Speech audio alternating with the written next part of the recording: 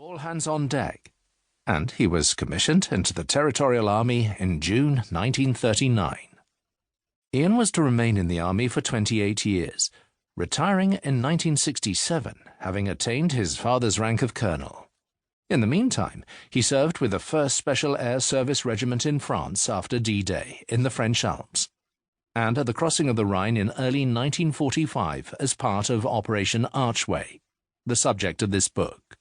The SAS's initial role during Archway was to provide reconnaissance for the Allied airborne divisions east of the Rhine, and then undertake long-range patrols ahead of Montgomery's 21st Army Group to identify pockets of resistance to be neutralized, to accept the surrender of enemy units, and to disarm the local population.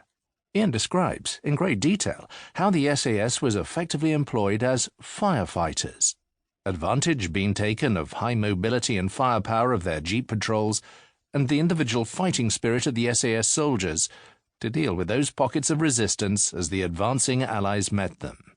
In one skirmish, Ian was shot through both legs.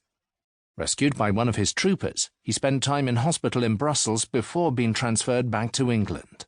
It was during his convalescence that he substantially wrote the diary and drew the sketch maps that formed the basis of this book.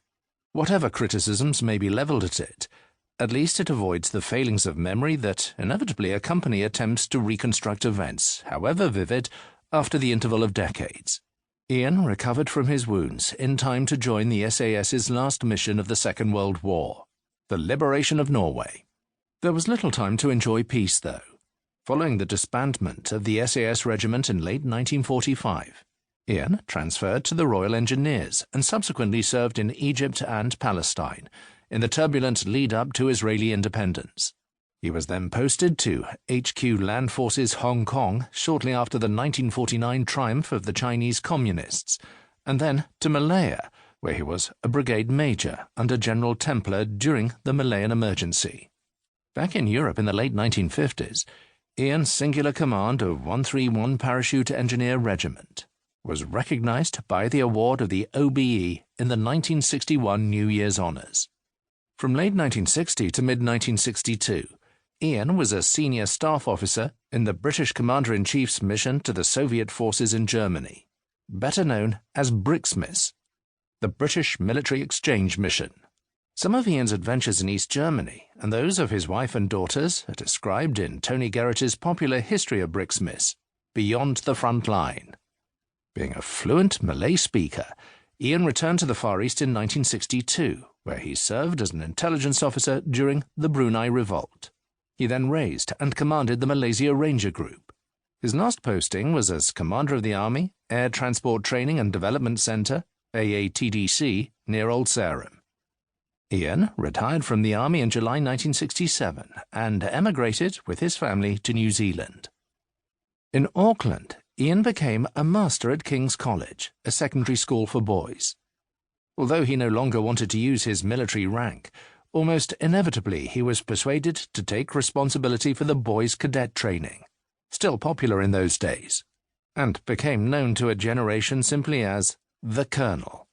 It probably helped that he was the image of a dashing cavalry officer with a handsome moustache, as well as a striking red mess kit complete with spurs that he could, on occasion, be talked into wearing to school balls.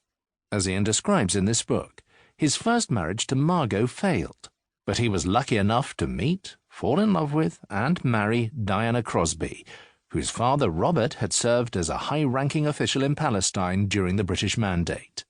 They had 3 daughters, Sandra, Roxanne, and Gail, whom Ian delighted in taking on outdoor adventures, such as their pony trek through the Borneo jungle to Mount Kinabalu in the early 1960s.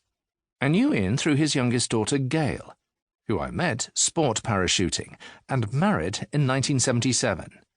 As a young Air Force officer in the early 1980s, I commanded the RNZAF's Parachute Training and Support Unit, PTSU, which was jointly staffed by Air Force and 1st NZ-SAS parachute instructors. It was no great surprise to me to learn that more than one young NZ-SAS officer was a King's College alumnus who had been inspired to strive for the SAS by Ian's example. Ian eventually retired to the remote village of Ohango, near the active